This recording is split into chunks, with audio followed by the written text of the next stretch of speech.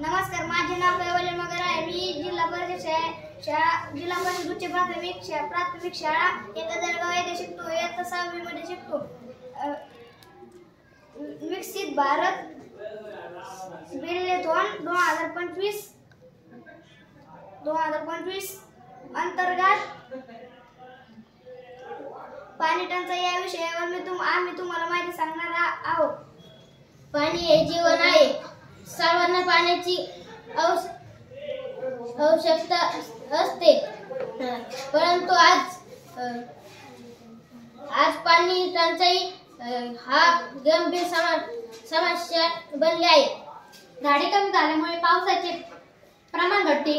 अपुरा पाऊस व दुष्काळ हवामानातील बदलावामुळे पावसाचे प्रमाण अनियमित होते.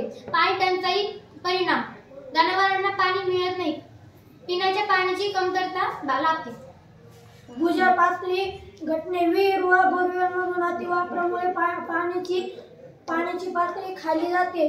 अतिवापर शेती उद्योग व घरगुती वापरात अव्यय होते.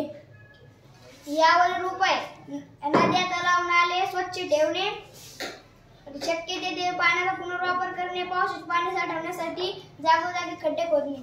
धन्यवाद.